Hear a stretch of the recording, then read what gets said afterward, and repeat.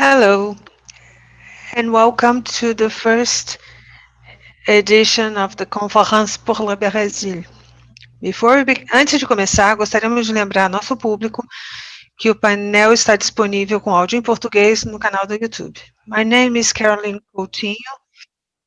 I have a master's degree in journalism and international relations at Porto Brazil at Sciences Po, and I'm head of the communications team of Conférence pour le Brésil. On behalf of our team, I want to welcome all of you to our culture panel.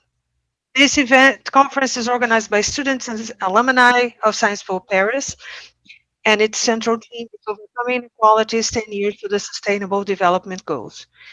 We'll have 13 panels and more than 50 speakers distributed over 7 weeks. In addition to the tireless and voluntary work of our team, I want to thank our partners, to the Setúbal Foundation, the Political Observatory for Latin America at Sciences Po, Educalibres and Headline, for allowing us to create a free online event with simultaneous translations into English, Portuguese, and Brazilian Sign Language. Before we start with today's panel, I want to take this opportunity to invite everyone to our next meeting on November 17 at 3 p.m. Brasilia time, when we'll debate Brazilian economy with the participation of Flávio Dino, governor of the state of Maranhão, Mark Morgan, a researcher of the World Inequality Lab, and Marina Almeida, superintendent of the TD Setúbal Foundation, moderated by journalist Deborah Berlink.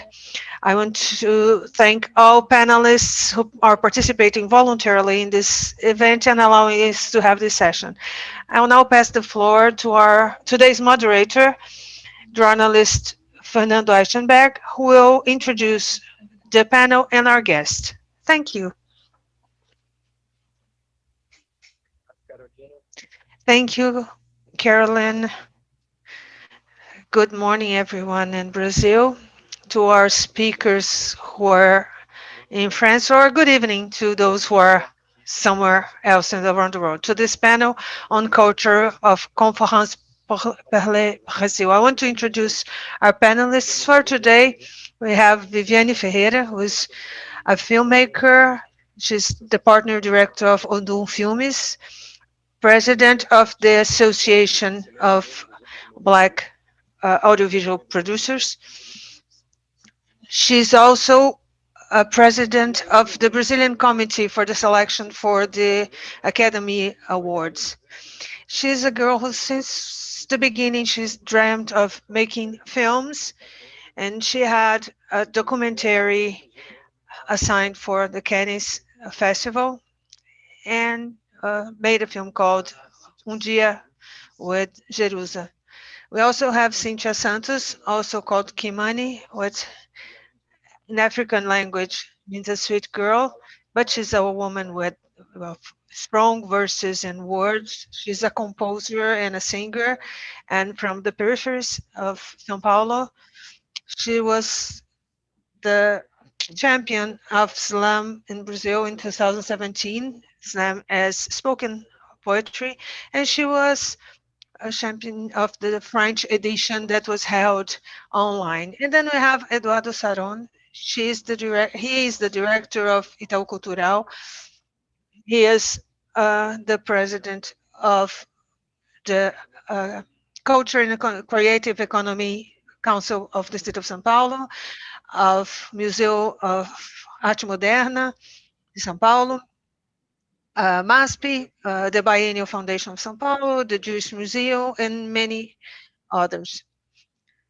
We can say that the Brazilian creativity of the Brazilian is endless, but it's never been easy due to difficulties and financing, and the democratization of creating culture is also hard. But you can say today that culture today is facing two challenges. We have a federal government that not only doesn't value culture, but in its speeches, it despises culture and their artists.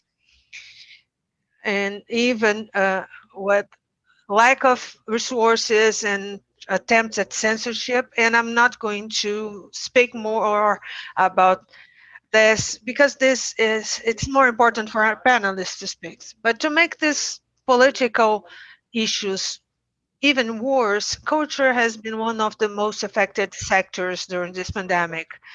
And we have a paradox that during this quarantine and lockdown period, culture has been more consumed than ever.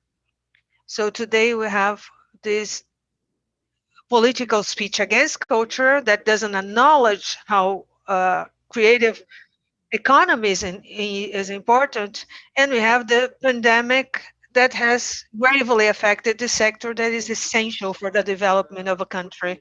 And I want to start from that, asking the three of you, how do you see this current situation in Brazil with this political crisis, but also with the pandemics that brought new problems to the cultural scenario in Brazil? And I want to start with Viviane Ferreira. How do you see that, Viviane? Good morning, Fernando. Good morning, fellow panelists. First, I want to thank you very much for the invitation and for the possibility of us to be here exchanging ideas. Today is the 14th of November, so it means that Brazil will have the opportunity tomorrow to start reverting this political situation we're living, electing well, choosing well your candidates for mayor and municipal legislators. We have a possibility now to start to change this game and change this scenario. To talk about this perfect introduction you made, Fernando, I'm going to try to talk about the perspective of those who work with audiovisual in Brazil, because the context the Brazilian audiovisual is facing today is directly related to the growth of conservative ideas all over the world. In Brazil, this has been personalized by the current federal government we have. And if we go back a few steps, we can identify that since 2016, when we have the coup in Brazil, public policies that had been growing in terms of the audiovisual sector started suffering attacks. And why is the culture sector being the show window for as a target for conservatism? We build images. We work with building and uh, enhancing your speech.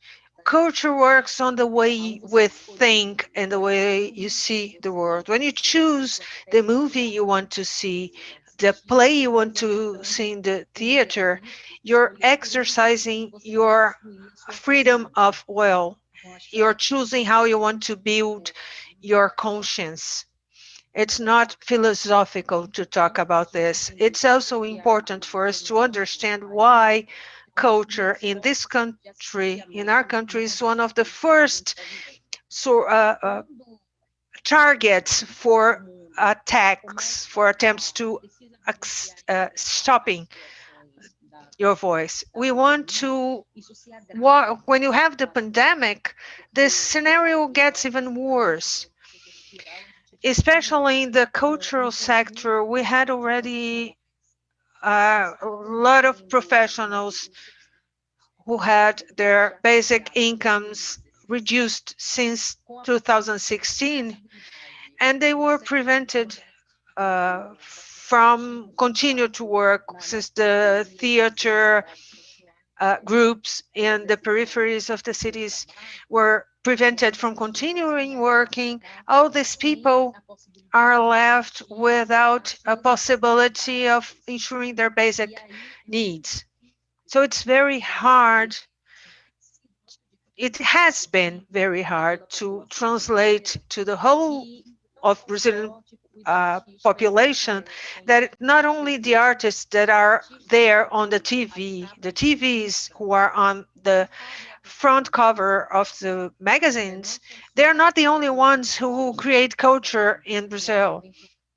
Not only the artists who are managed to receive large uh, payment for their work who create culture in Brazil. So you have a very large part of this pyramid that has been suffering a lot with this pandemic. And if you have a federal government that is facing the pandemics without a minister of health, because this is our reality in Brazil today, we have a terrible sanitary crisis. We don't have a minister of health taking care of that.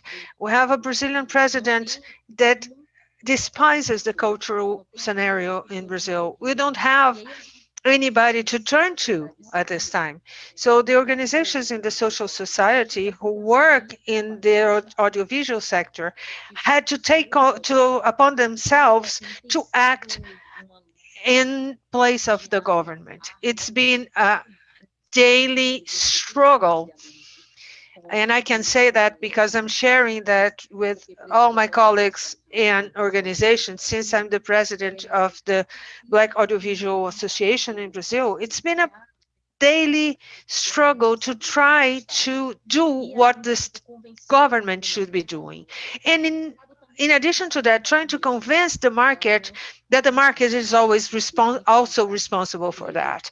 We've been able to try to resist this context of the pandemics in some way because the organizations of the civil society took upon themselves to uh, provoke the market so the market becomes a promoter of this action. So we will have funds promoted by ICABI, other from the fund that is responsible for Black audiovisual workers, uh, and other organizations who are trying to bring some support to women in audiovisual area and promoting several actions that are in fact cooperation and solidarity actions, but none of these actions will replace the responsibility that should be with the government, and we cannot escape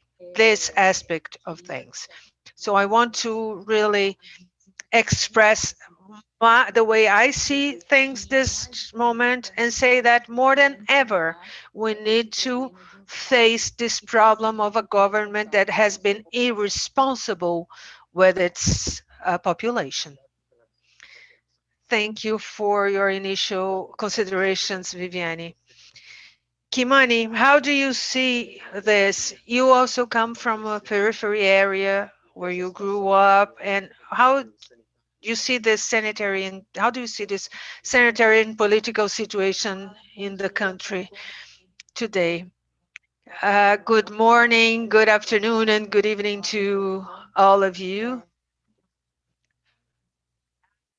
I see cattle uh, uh, given to themselves, treated as sub-races. I'll start my considerations with poetry because I think poetry and art is what has made kept us alive in this recent times. I've seen my colleagues, poets who are independent, oh, begging for space, for opportunities, healing each other to achieve the least you can to get any kind of funding. This is terrible, and this is a reality in Brazil. The class of professionals who work with art, they get very low payment. And when you have this marginal poetry, this independent and storytelling poetry, that is not only entertainment, it seems that's it. it seems to go slower and to be harder. So I've seen that this class is strengthening itself. So we understand that we cannot always depend on an industry that supports us or a sponsor. So it's us for us, as the rap song says. So the poetry, if a poet does not support a poet, if we don't support each other, if we don't seek jobs, do what we can to produce at our homes, we do not exist. We are unable to move on. So it's very complicated. It's very hard. It's a very complicated moment. I greet all of my artist friends here. That we do our best to survive. We struggle to survive. So all we want is to exist. We just want to do poetry and art and show how plural this Brazil is. We have so many great people, important people at the hood, and they aren't always able to. They aren't always given an opportunity. So here's my understanding that we're there's many of us. We're great, and it's a pleasure to be here today. It's just a small piece of the big ocean that is Brazilian poetry. I'm very glad to have to represent the slums, and it is a branch of the hip hop and has helped a great deal for us to fight more and more for democracy. And as Viviane Ferreira said, tomorrow we have the opportunity not only, I mean, to stop complaining, and we can do a lot tomorrow. Thanks for having me. Eduardo, as a cultural manager for nearly 2 decades, what's your opinion on the two faces of these political crises and the social crisis we've been facing?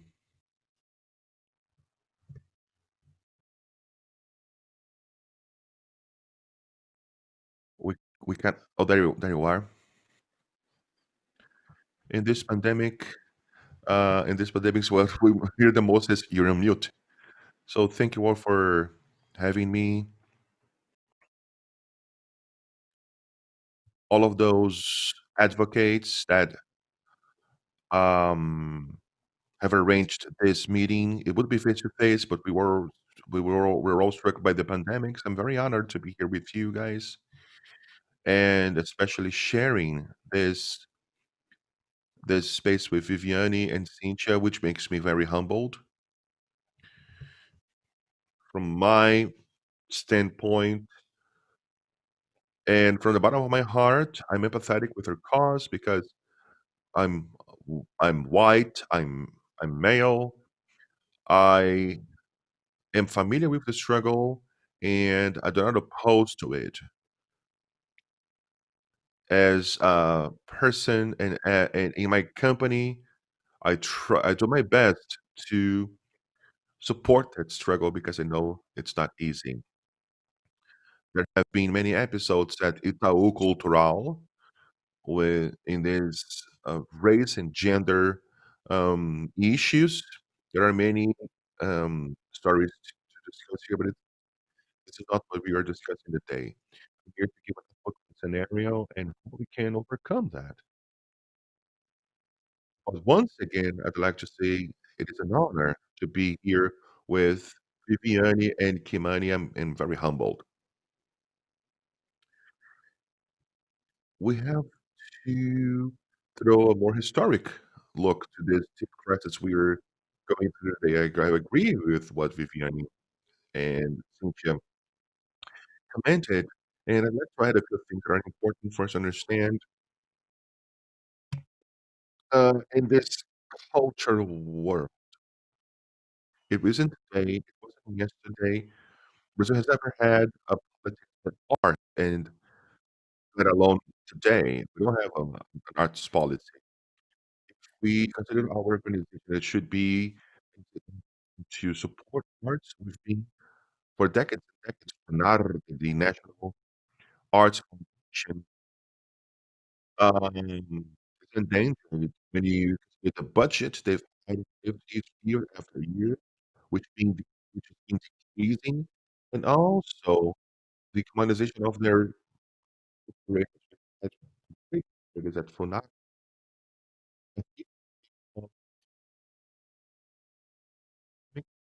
back, and more employees have been getting retired because there's been a process of each employees and teams. So, so the employees are actual warriors to make it happen because we have to understand that we don't have a policy for art. Maybe the most powerful, just exception from the rule was with the action on the visual, as Viviane has pinpointed, because they were able to create an agency and they had budget and they were able to advance on the votes for cable TV.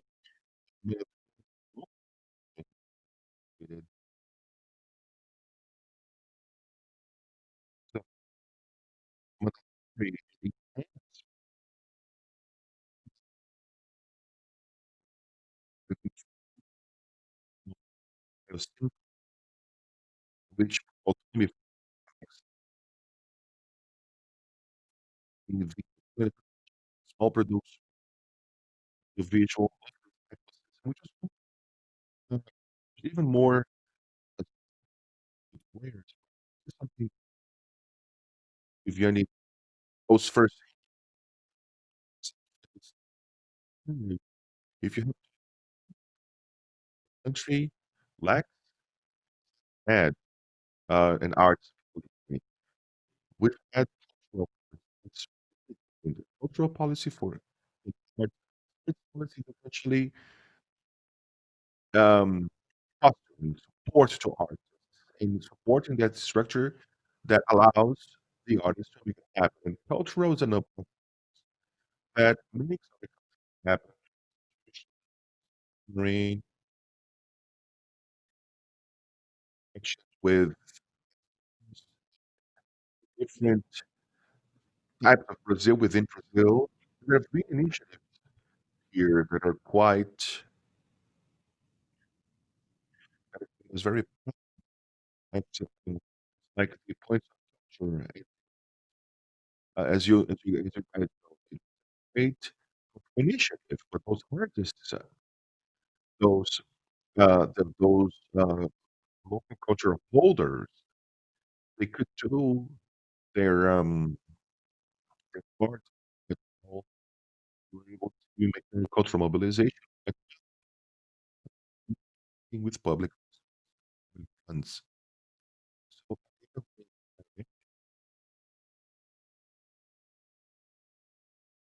we were unable to count. So they spent money very well, but they wouldn't domain the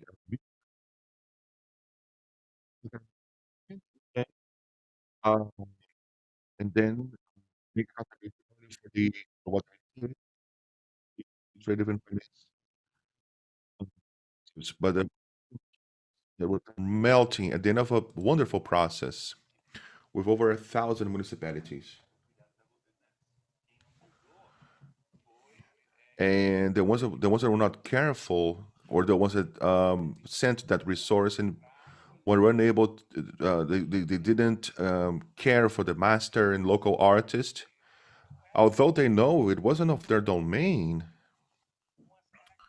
with the characteristics that the public administration requires. This is only to bring an example that we have great moments of cultural support and fragile moments as well that have reverberated for so many years in the artistic support field.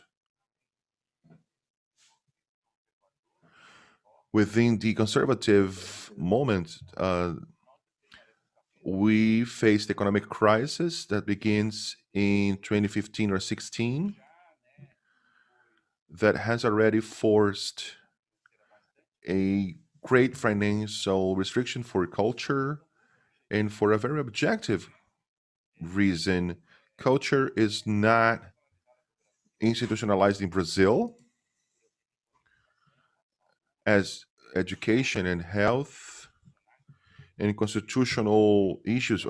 Cultural, I don't mean culture should have a constitutional feeling, but that shows how fragile constitution is.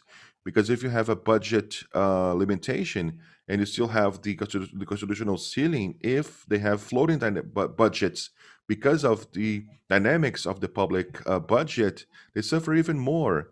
Especially given they're a sector that does have a fragility while building a common agenda. It is so hard for us to see what are the five. What are the biggest items that can be part of our common agenda, that can be our driving line so we can develop the universe of art and culture? If you ask the guys in the theater, they'll have a specific experience, so the visual will have another one, literature another one, scenic arts another one, dance is different from theater. So very few times you will have a common understanding. And you, even if you get deeper into one specific line, you will have different issues.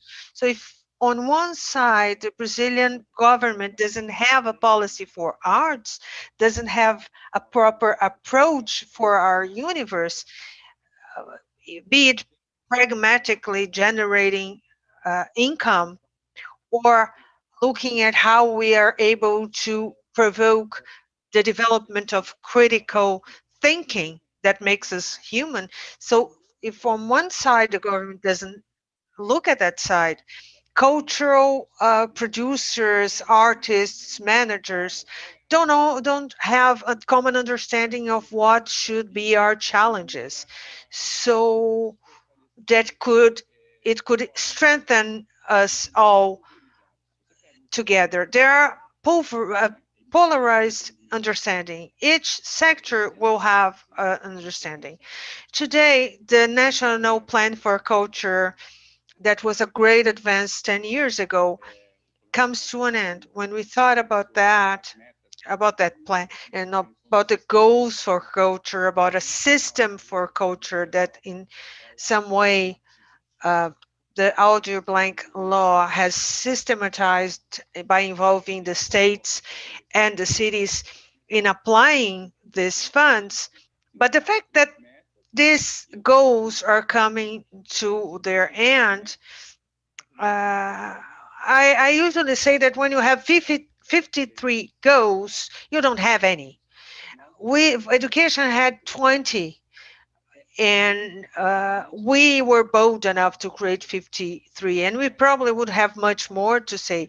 But when we don't focus in what's essential, we lose wonderful opportunities to making culture a power, making the potentials of the several countries within Brazil make a difference. We have huge challenges to face.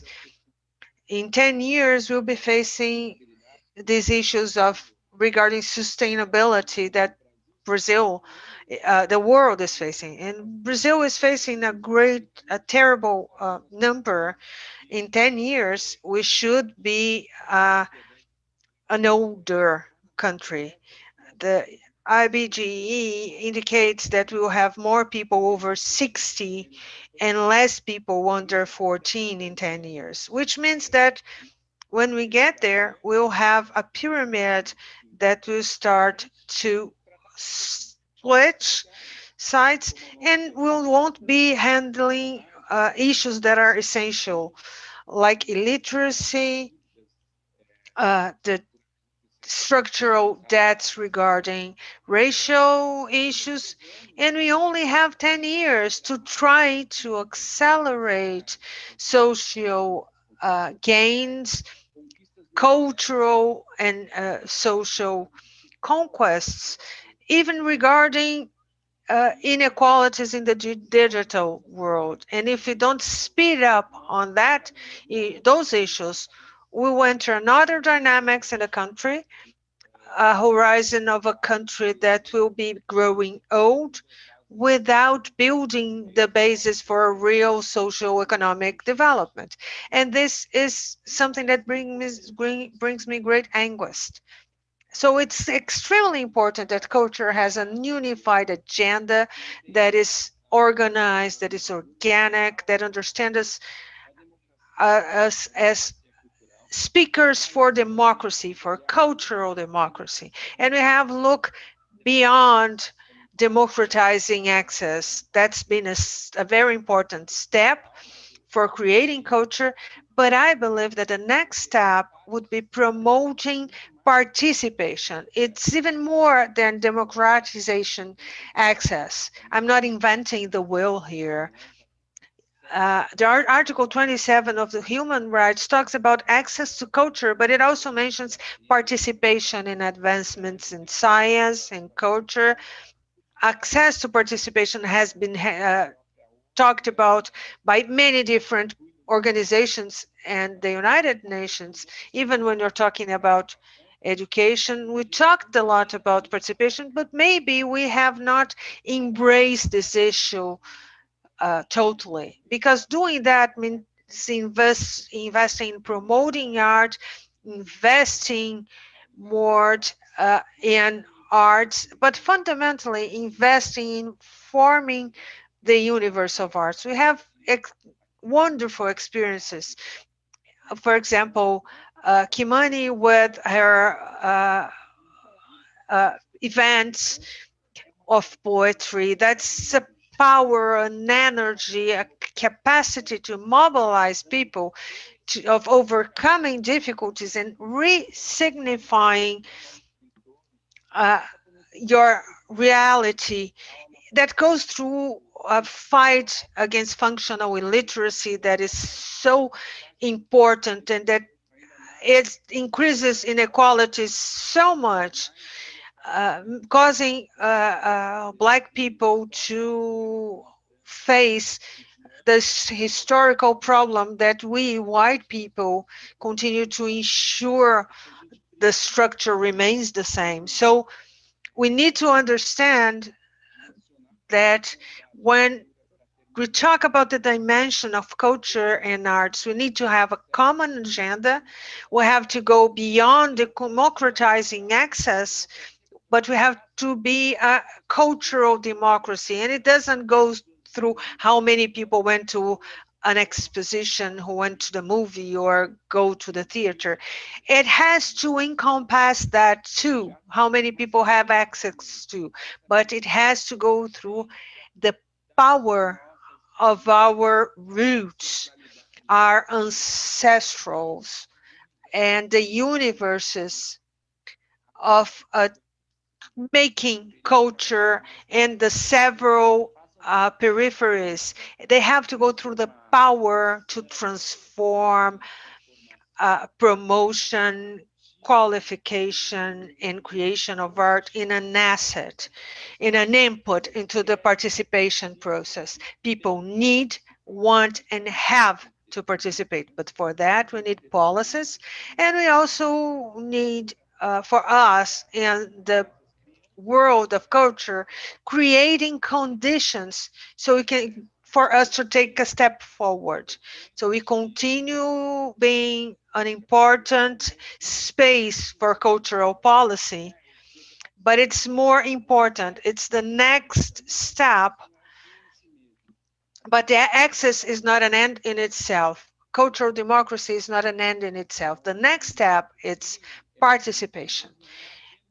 So that would be a cultural democracy and not a democratization of access. It's not a tool, but the profound space culture can offer us and offer all these powers as an area for profound transformation of the subject. And when you transform that individual, that subject, he will transform this reality. And from this perspective, adding my voice to Kimani's and Viviane, I want to contribute to our common reflection. Thank you again. So we have the two sides, democratization of access and the democratization of making culture. We have a question here from a participant to Viviane. Camila Luz is asking, what's the potential of culture to reduce inequalities in Brazil today?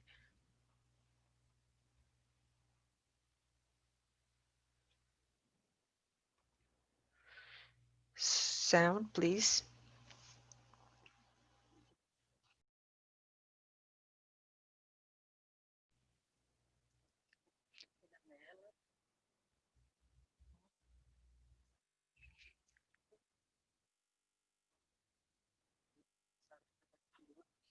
I'll talk about that, and I'll touch some of the notions Saron talked.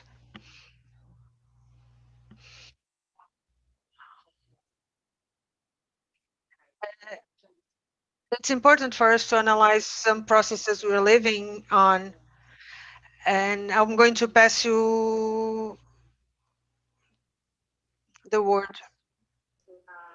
Started thinking and back and how it was to live the points of culture from my side, from my end, and also to reflect on the real day-to-day difficulties that have been faced when we think of culture in Brazil, when we produce art in Brazil from public resources. So there is a still forces, too many forces from technocracy. If I mean, we had legitimately elected president um, that was fired because of the rules. I mean, there was a political interpretation of the fiscal, of the tax issues that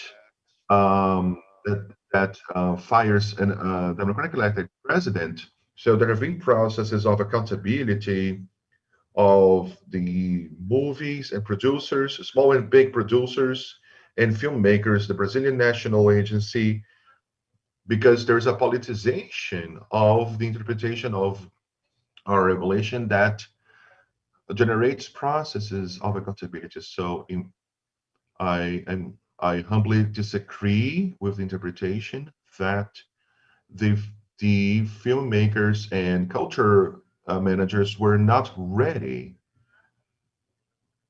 and did not control the accountability processes. But part of the state, given that they changed the player within the field, the interpretation of what should be the interpretation of procedure and processes of accountability has changed. And if we're playing a game of a judge, in the middle of the game, you change the game, you change the referee. So if the game is if you're playing the game, it's hard for you to change rules that were not agreed in the first place. So it's important for us to talk about that because there has been on a daily basis a judicialization of processes of uh, funds transferring and accountability for the culture in Brazil.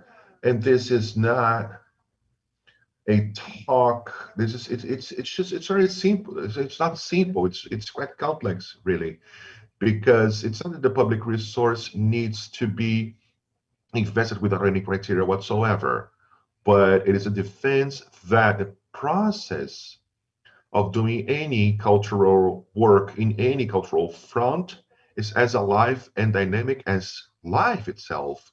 So it's an accountability process is different if you compare a building or in the universe of the civil construction, for instance.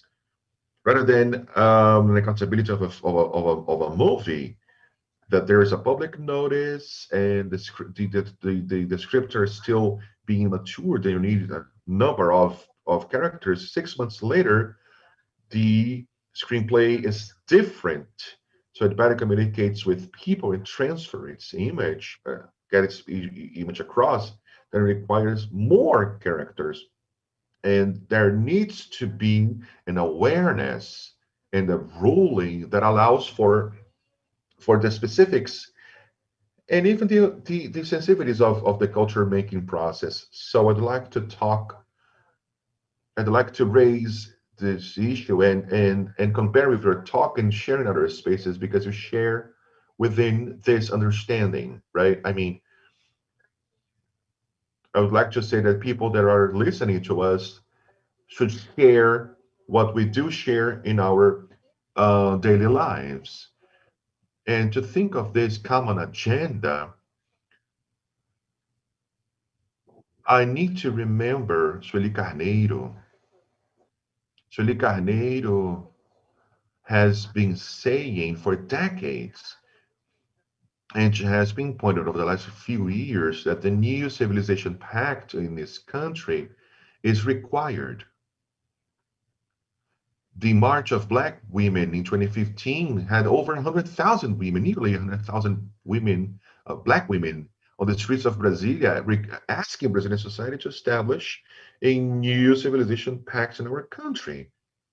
And that entails an agenda that faces two main topics, not even 20 goals or 53, just two goals in priority in every single area, including the cultural sector: fighting racism and fighting poverty.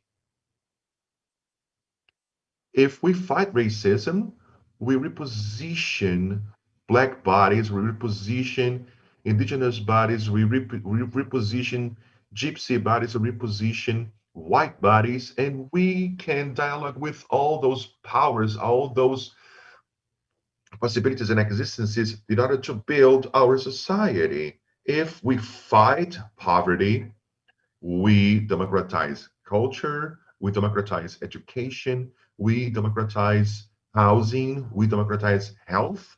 So there are two agendas, two goals in our common agenda, which is clear, and it dates back to the 1970s. The Black women movement has been saying that. Nina Gonzalez said so, Luisa Barros said so, Sully Cardeiro has been saying so, Maricela Nascimento has been saying so, so does Ana Metério. And then we struggle, and those bodies need to take the decision-making spots, so we can solidify what has been managed within civil society for decades. And there's no space for us to solidify and take risks on what we've been predicting for a while as an alternative. So just establish a relationship with your question, Camila. So the power for culture to reduce inequality in Brazil is in our collective capacity of listening and allowing ourselves to learn and build with Black women in our country.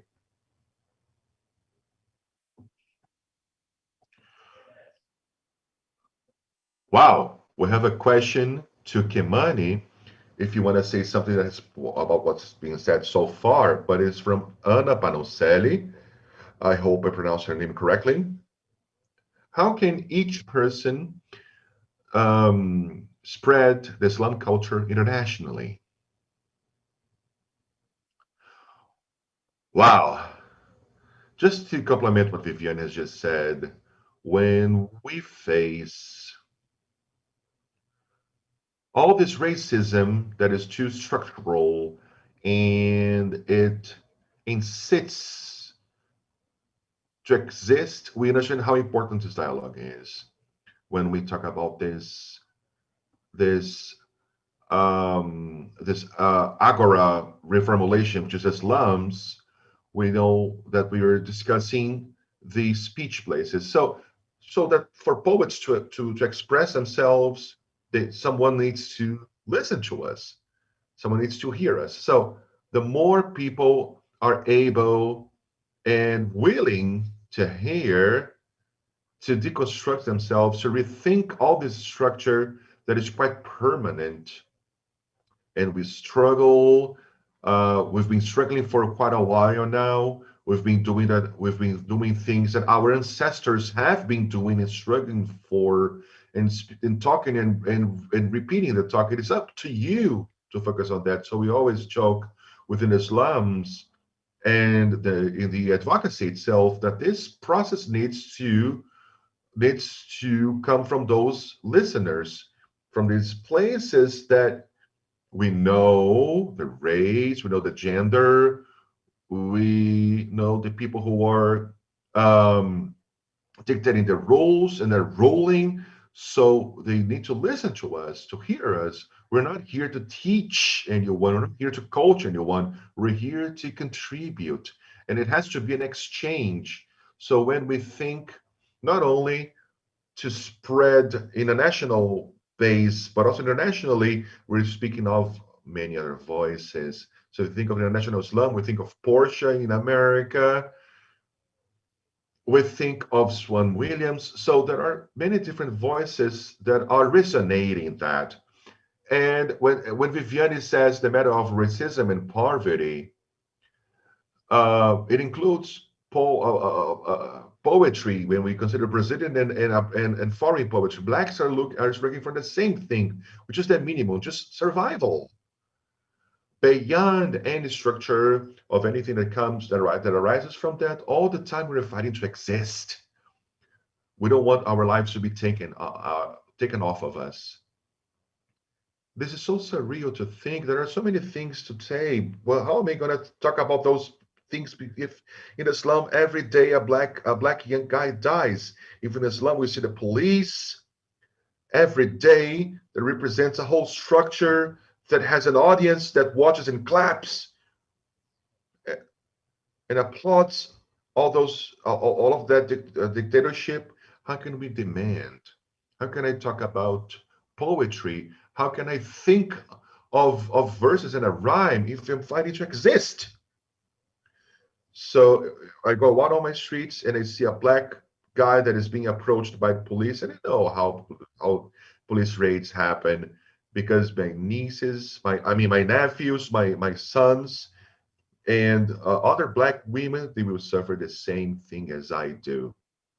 So this new this when we start this new experience, there's a bubble. They're within a bubble, and many of my white friends say I've grown seeing white women. We're not a minority. We are an existing majority. When politicians say that, well, blacks are a minority, minority who? We are black. We're Indians. Everything we're killed. They want to mute us. So we use poetry and music. That is when we have to understand that we exist. That I know it is uncomfortable. I know it is uncomfortable for you, but let it be so. But we are more and more helping ourselves in this process of resonating those voices, and we should take poetry to people through YouTube, through social media, a viral video, and we're talking because we exist. We have to give our account on what happens on a daily basis. So there's this process of you guys have to start. You guys have to feel uncomfortable. I need to listen to indigenous people. In my, I don't have any indigenous people as a friend, so this process needs to come from you guys. This search and this active listening, because we have a lot to say. As Viviane has already said, we've been saying this for years. Kimani and myself, I'm just a poet in the middle of it, and I am the continuity of a struggle that is still going to exist and needs to exist. So when we think how each person can spread the Islam culture internationally, I think you have to get out of your bubble. You have other understandings, other experiences. Brazil is so plural. Think of Black women that are finally saying that their kids are being killed. Who are those people? People that live on the streets. It's more than a Black body out on the streets. This jail population that is massively male and Black. So what are our Black males? Are they on the streets? They are not in this family circuit. They are behind bars. So there's a whole reality that surrounds us. We have to listen, and we have to be open to this listening process. They're all the time giving their account on this deficiency, not only in Brazil, but structural and worldwidely that we live. We are all the time screaming and requesting that our bodies have to be respected. All we want is to exist. And from there, there's a whole other agenda that completes us because beyond race, we are a social, biological, and technological being. But in the beginning, we need to be respected as lives and existence. We are part of this Brazilian structure. The Black complements and is, for the most part, our structure is identity as Brazilians. I and many other kids have gone through this terribly uh, disqualified teaching process. We learned that we were slaves for all life. When I got in touch with the poetry in Islam, which is an acceptance and affirmation process, that's when I learned from. We have a whole history that has been kind of hidden. So when you're open, when you are attent to what's happening, you can understand our existence. Yes, with regards to what's been said here, both Viviane and Kimani and even Eduardo, there's a question from Julia Prado to Eduardo that says, in Brazil, public financing to culture goes through a tax incentive laws. How can we get out of this logic of financing projects to a policy for the arts uh, perspective? We don't have this. The microphone, please. Sorry again. It's another aspect, but it's an essential uh, question for cultural actions.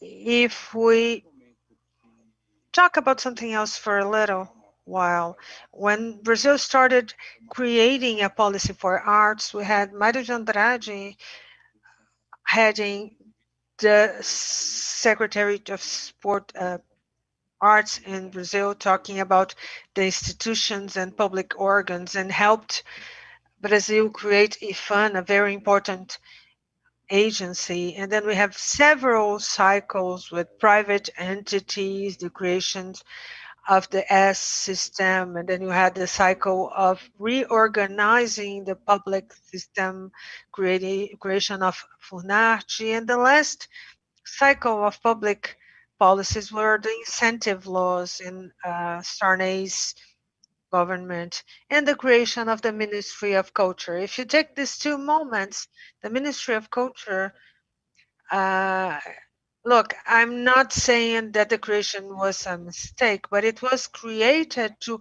reorganize the ministries when they composed the government under President Sarney, and to have a budget for the cultural plan. They created this ministry, but they brought funds from FUNARTE, from IFAM, from the Ministry of Education. So if you get this budget from the 10 last years in culture, you see it decreasing day by year after year. So, as strange as it may seem, the only policy that remained was the law for incentive to culture, with one problem. It remained only one of the pillars. When it was created, it was thought over three pillars. One was what we know as Lei Rouanet, which guides the relationship between producers and companies. He thought of FICACE, which would be a fund for investments for large cultural events, large entertainment cultures, but he thought of a even more important and more beautiful thing. He thought about the National Fund for Culture, which would be a powerful instrument to talk about independent production, to talk about this Brazil that goes beyond São Paulo, Rio de Janeiro, and Minas Gerais. It would be a powerful instrument to talk about this production that comes from a place that doesn't find funds to be able to happen. So the Ministry of Culture was always fragile, and if you take the last 10 years, it has been dropping even more in terms of funds in year by year. But the legislature were very intelligent for that. They created their specific source of funds, which are national lotteries. So when you go there and you bet to try to get help for yourself, 3% of all the revenues from these bets, from all national lotteries, 3% have to or should go to the National Fund for Culture. That would be 400 million reais per year. But for 10 years, the revenues have not come. So imagine how much this is. I'm talking about the basic. It could be much more. These are revenues that are not coming from the government's budget, but they come from part of the national lottery. Imagine this 400 million reais being invested in culture, tending specifically to independent productions, which was the original purpose. It was emptied. These funds were used to cater to institutions in the public sphere because the ministry lacked resources. So we became captured and depending on private companies, because all this comes from the revenue services, because it's also centered in Brazil and São Paulo. And when you don't put these institutions and their power into action, and when you don't use FICARTE, you have even bigger distortions in the law. And when you distance from the Ministry of Culture and the Special Secretariat of Culture, it becomes even more fragile. But you have to observe another issue. When you observe the budget for culture, 10% comes from the federal government, 30% come from states, and 60% comes from the cities. And this is a data that we rarely observe. And since these cities, as Viviane said very well, how are these cities treating these funds? Since most of the public funds from culture come from the cities, what's the perspective they take? Who is being affected by these funds? But that will become even worse next year.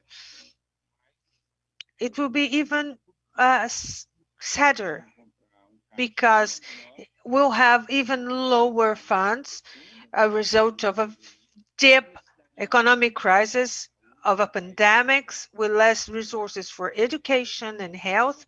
And these funds have their percentages defined by the Constitution. And again, those marginalized will be those in the culture area. So in addition to understanding this scenario, we also need to observe how the world of culture can overcome the revenues coming only from the institutions, the government culture institutions, in addition to this tax incentives and this dynamics that is becoming more and more complex due to all the expenses and demands for public resources. So next year and the following years, uh, the school funds, the second period in school have to be mandatory.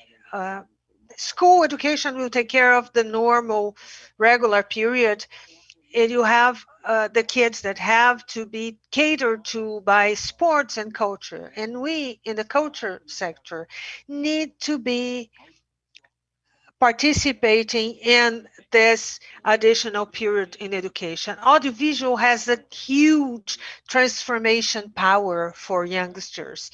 The mobile phones are not only a connection for voice and text, it's a media tool in the audiovisual area. So these mobile phones, this media, 90% of the access to internet in Brazil is done via mobile phones. So if these mobile phones, these medias connect to the audiovisual universe, see the power we would have there. Another issue to be considered in this additional period in school is that our levels of functional illiteracy is huge. 1.5 student in our middle school is considered fully uh, educated in terms of reading and writing, reading graphs and plans. So we're talking about 1.2 among 10. In higher education, among each 10 students are able to deal with this information properly. So see how important this literature events would have, the power that would transform books and participation regarding words on a resistant action, an act that would bring dignity. Where would the funds come from for these events, this additional period in school? From education. And post the pandemic, we also have to think about mental health. There's a study, I don't remember the source of it, but I think that, if I'm not mistaken, one of these large uh, school health universities, you have a huge number of health, mental illness problems being developed during the pandemic. Specialists in health had the first wave, which would be fighting COVID-19 in terms of public health. The second health would be the lack of resources due to this huge demand, which is another even worse demand on the health system. The third wave would be the arrival of those who had not gone to the hospital during the pandemics, and the waves are still happening, as you can see in Paris and Brazil too. And the chronic illnesses that have not been treated, already reaching a more serious problem with diabetes and health because they couldn't reach care because the health system was all focused on COVID, or they didn't look for help because they didn't want to be infected. So we'll have even more serious problem. Here in Brazil, we have over 160,000 deaths, and all this economic inequality that has been deepened due to the pandemic. But the other wave would be the problems brought on by mental health. If there is something that can embrace people and reduce issues related to mental health, is art and culture. People used to say that during we had a research applied in September. So they were looking at the period before September in the pandemic. You had people that said 67% of the people said, my relationship became better with my family thanks to art and culture, because I was watching a movie on the internet, because I was watching a live on the internet, listening to a song on the radio or on my mobile phone, being able to read a book. That made my relationship with my family better. 48% of the people said, I felt less alone. I felt more embraced because of art and culture. So we need to understand our tools, our mechanism, our bureaucracy. I agree with Viviane. What they're doing is analyze accountability that was done 20, 15, 10 years ago in face of the current line. It was already in current law. It was hard to do that at a long time ago. It was done according to a law. I think it's when you're talking about a law that ends with 666, you can imagine it's bad. Our new logic is different, is a logic of embracing. We need to have more, something more specific for this accountability, even to bring some comfort to the technicians. Well, has over 20,000 accountabilities open from prior governments. So imagine the a bureaucrat that has his taxpayer ID he has analyzed an accountability delivered 15 years ago under today's law. But when they have legal instruments to evaluate under today's laws while compensating um, with the conditions of 15 years ago, because it's the individual taxpayer that is at stake. So courts need to help that technician to bring parameters. So this is not questioned after that. So see how complicated this topic is, because the point in terms of culture, it was made by the government, the minister, and the accountability was made based on the same premise, because the logics is the logics of the current law. It's got to be the logics of subjectivity. We have to understand all the instruments. Sorry, Fernando, I spoke too much. We need to have an look based on what culture represents on the many fields. We need to be ready to seek resources in other accounts. In Europe, there's a report in an audiovisual report, a dramatic one called the Dostradamic report. It says how much public resources for audiovisuals are going to decrease given demand in our areas. So A, we need to organize ourselves. B, we need another institutional field, so we are not just hostage of the topics we've just discussed. C, we need to seek resources not only in other public areas, but also companies and society need to understand these dynamics and how much culture is a developing factor. D, all around cultural democracy. And Kimani and Viviane, that means essentially to seek a firm, solid, permanent, structured struggle of short and long term. It cannot be just occasional, because it can and go, for racial issues, gender issues, and more than that. This will not happen unless we consider the personal participation, individual participation of cultural democracy, and not only the democratization. I'm sorry if I spoke too much. Unfortunately, we are about to wrap up, really, and let's move on to the final remarks. I would like to raise an issue here. One point I have, Eduardo, correct me if I'm wrong, please. Eduardo is an optimistic. He's, he believes that post-corona is going to bring humanization of society, strengthening of science, advancement of education, and artist creation, and that human relations are going to be rearranged after that. I would like, beyond of what you guys are going to say at the end, how do you guys see that?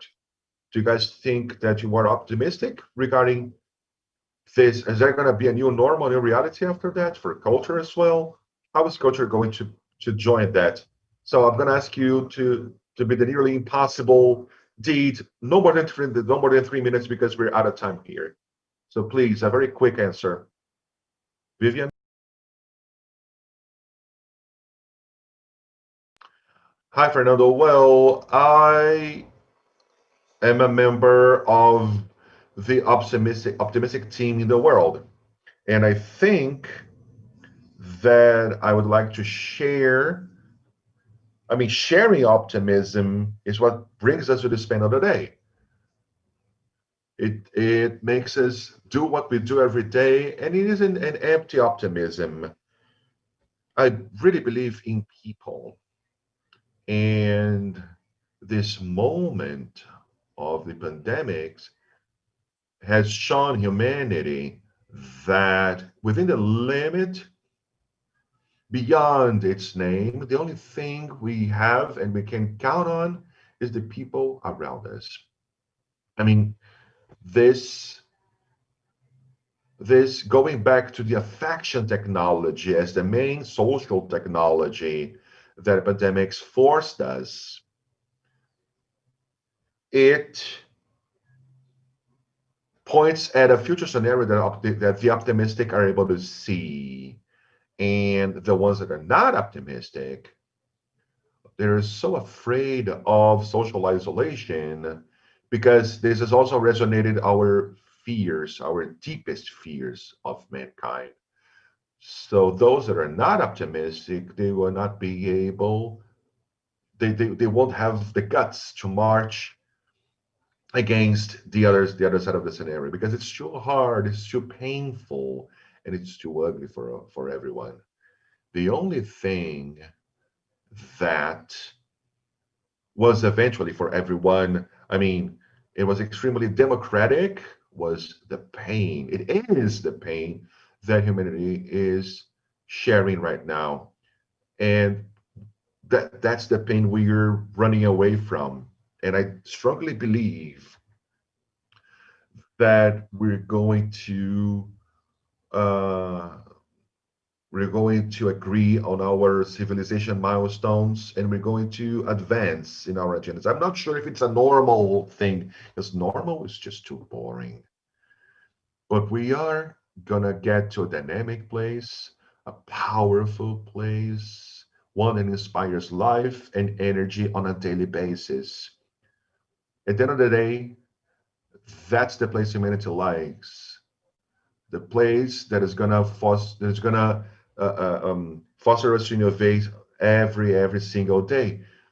I invest all of my energies and forces in this, and I request my ancestors to help me in this direction. And that's been the wave for people, hearts, and souls strongly dedicated to for us to build a more powerful world because. And I'm going to wrap up by remembering Stevie B. Stevie Biko used to tell us that alone we're strong, but together we are unbreakable. Black population in Africa and in the diaspora have known this for a while, and humanity is discovering this at this very moment. Thank you, Kimani. Well, I'm going to invite Eduardo to wrap up, and I'll finish up with a poetry. Is that okay? Okay. Well, way better, way better. We have to finish this off with art because that's what sets us free. And I'm also optimistic. Knowledge is going to save us. Science is going to save us. Education, art, culture are going to save us. Knowledge, because we have never studied a virus so much, and we've never run against the clock so much against for this virus. We understood clinical trials so much in order to get rid of the pandemic. We have never studied and mobilized so much for our health professionals to have the best conditions, as dramatic as they can be, for them to help us go through all this. So never has knowledge, education, art, science been so required and have been so applauded by all of us. And in this spirit, I am going to be a bit intense, but I know I have fans here. I don't want to be that rational, but in this new illuminism spirit, that knowledge saves us, that art saves us, education, culture, science save us. Associated to this affection perspective, if we don't work together regarding social distancing, regarding sanitization, use of masks, if we don't do this together, there is no positive resonation while fighting pandemics. So knowledge associated to affection, affecting, impacting others and yourself, that will save us. And given that this will all happen, it will happen, we will overcome this, the possibility of this understanding solidify itself is way bigger. And we should, and the possibility for this illuminism to happen is even higher. So I'm very optimistic, very, very, very optimistic, although I'm dramatic. In the middle class, for the first time, they forced us to stay home. For the first time, they forced us to be afraid, cover our faces. But the periphery has been living that quite intensively. Distancing, fear, the whole situation of permanent social strain. So we've been living this. There's us on the one side, we have to understand the situation as a whole, and in post-pandemic, we have to understand that we either fight inequality in many different aspects, or we're going to live other kinds of pandemics and forms of destroying ourselves. So there's a deep struggle. We're losing family members, we're losing friends, and we need to pay attention to that. There's a declaration. This inequality is just too clear, and I believe that after pandemics, as a result of all of that, we will be more humane. We will understand there is only way to overcome that through knowledge, through science, art, culture, and above all, with the protection of affection. Kimani, mic's yours. Thank you for having me. I'd like to invite all of you to, I mean, every year there's a World Cup in France. So there's always a representative from several countries, and Brazil will be represented next year as well. We don't know who is going to be the poet to represent us, but it's going to be in May. So I'm going to be in France, writing poetry in France. It's going to be a pleasure to meet you all. So here's my contribution.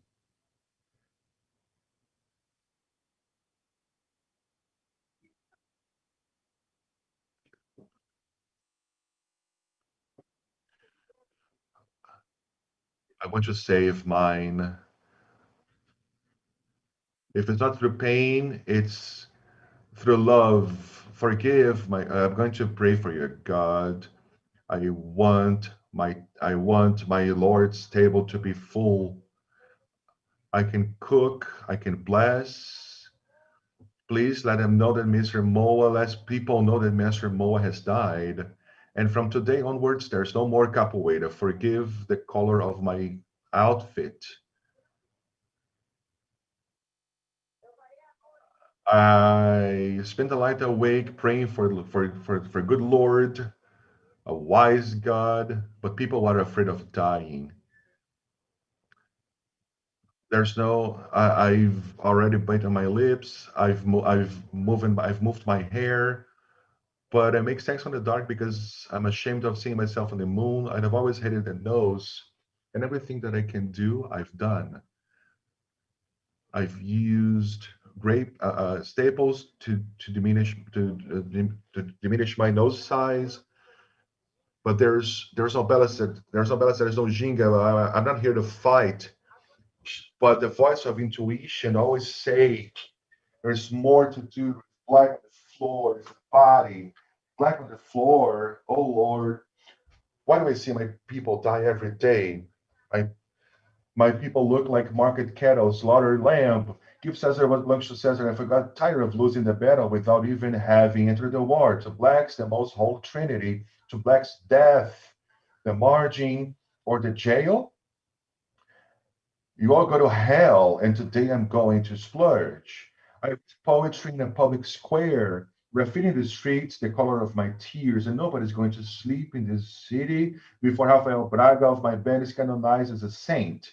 And if the blacks join, keep your pearl or Swarovski necklace, maidens. Your hand today will be my lucky charm. Hey, blacks and whites, and nigga, nigga, nigga. We get tired of interpreting. You will not hear my moan unless you make me come. And behold, I tell you in truth, I shout the whole world that I'm black, but they do not take away the brown of my identity. It's just that I'm the voice of the non-mute deaf, of the favela in an outbreak, the blade on your wrist that you don't want to hear. Thank you. Oh, well, that was a great ending. We couldn't have finished it better. Thank you very much for the three speakers, Viviane Ferreira, Eduardo Saron, and Cynthia Kimani. And I'd like to thank the audience, the Conférence pour le Brésil, for having me as a moderator. And the schedule goes on. You'll find out via respective platforms. And again, thank you. I'm honored. Take care. Thank you. All my best. Bye. Kimani, it was